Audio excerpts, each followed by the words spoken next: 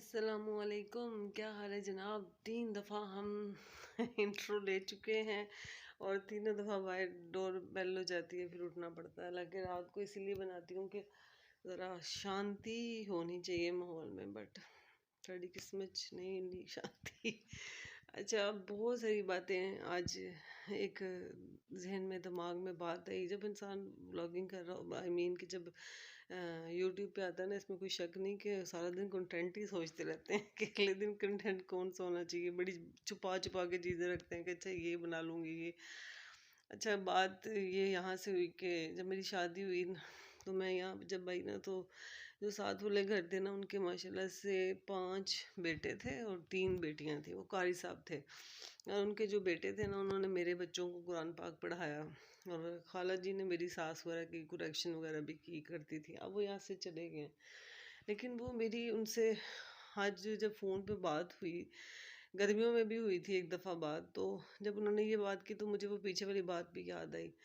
अच्छा, उनके साथ बड़े अरसे के बाद जब मुलाकात हुई, एक सिटिंग हुई, तो जो सबसे ज़्यादा एक चीज़ फ़ील हुई, उन्होंने मुझे कहा कि मैंने उन्हें कहा कि किस तरह से मतलब आपने पोर्शन कर दिए, मतलब गत्ते टाइप वो नहीं होती, दीवार बना के, और एक बेटे का पोर्शन इधर, मतलब शरई पर्दे के साथ रह रहे हैं।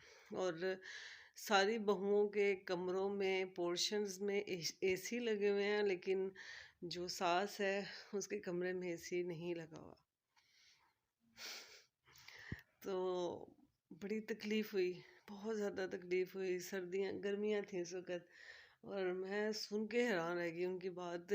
जब उन्होंने कहा ना कि बहुत सख्त मतलब मेरा बीपी हाई हो जाता है, और ये सर जब उन्होंने मुझे ये बातें की ना, मुझे थोड़ा एहसास हुआ कि गर्मी में शायद होता है ज़्यादा हाई। तो मैंने फ़ौरन ही एक्चुअल में पूछ लिया, मैंने कहा खाला जी आप तो एसी नहीं लगाए हुए सब आपने। तो कहने लगी नहीं, हम मैं और कारी साहब ऊपर वाले पोर्शन में होते हैं। ये शरई पर्दे के मसाइल देखें कि आज के दौर में बिल तो हर बंदे ने पे करना है, लेकिन माँ बाप के लिए कोई कंसेशन नहीं होती। और बाकी उन्होंने जब कहा कि मेरे हर वक्त सर में दर्द रहता है, वो सिम्टम मुझे भी खैर होते थे, हर वक्त दर्द तो मुझे भी होता है, लेकिन हर वक्त नहीं खैर रहता, कभी कभी ज़्यादा हो जाता है, कभी कम हो जाता है। तो उन्होंने कहा ना कि मतलब इतनी ज़्यादा सख्त सर्दी और सख्त गर्मियाँ बर्दाश्त कर कर के ना जिस्म अब थक गया है। तो आप खुद अंदाज़ा लगाना, वो पोते नवासियों वाली हो गई हैं सब कुछ। लेकिन मुझे ये एहसास हुआ कि वो बहुओं के आगे बिल्कुल उनका कोई ज़ोर नहीं है। तो ये बात मैंने इसलिए आज शेयर करना चाहिए कि ठीक है, हमारा माशरा हम मानते हैं, मैं खुद इस चीज़ से गुजरी हूँ, लेकिन मैं कहती हूँ कि जो पॉजिटिव चीज़ होती है ना, उसको भी तो सामने लाना चाहिए ना, कि पॉजिटिविटी भी तो यहाँ पर मौजूद है। ऐसे लोग भी तो मौजूद हैं कि जो बेटों को घर बसाते हैं। हमेशा हम ये ज़रूर कह देते हैं कि बेटी को बेटी समझें, बहू को बहू समझें, लेकिन ऐसे लोग मौजूद हैं अभी, जो सास और ससुर मौजूद हैं कि जो बाकी ही एक बेटी को लेके आते हैं, और उनका घर बसाने के लिए वो अपनी ज़िंदगी की आखिरी जंग भी लड़ जाते हैं। तो मैंने सुबह भी जब हैप्पी जॉइंट में बात की थी, उनके हैप्पी जॉइंट में बात इसलिए होती है कि टोटल मड हाउस उधर से निकले थे। तो मैं इसलिए यही बात कर रही थी कि जब तक ये मर्ड हाउस वाले बंदे के पुत्र नहीं बनेंगे ना, तब तक कोई बंदे का पुत्र नहीं बन सकता। क्योंकि हर बंदा सिर्फ अल्लाह करे कि ये ओवरसीज़ पाकिस्तानियों को भी ये बात समझ आनी चाहिए कि किस चीज़ के पैसे दे रहे हो। मैंने उनकी पीछे वाली भी देखी हैं सारी चीज़ें। बहरहाल कहने का मकसद ये है कि हर वक्त हम टीवी पे देखते हैं, देखो औरत का रूप वो भी तो है, वो डिलीवरी बॉय वाला, वो भी तो लड़की औरत ही है ना, 3 बच्चों की माँ है, और उसने किसी का बेटा जल गया उसकी वजह से। मैं तो मतलब जितना केस समझी थी देख के, थोड़ा सा उसको मैंने देखना छोड़ दिया था, क्योंकि हमारे मुल्क की ये बड़ी गंदी आदत है, पकड़ लेते हैं फिर उसको कर दिखाई जाते हैं। तो उसका कसूर औरत का होता है, जो जिस तरह वो घर में आया, और ज़ाहिर है कोई मर्द भी बर्दाश्त नहीं कर सकता। और जैसे कहता था ना, मानो तुम ऐसे तो फलाना, ये मानने वाली बातें नहीं होती। और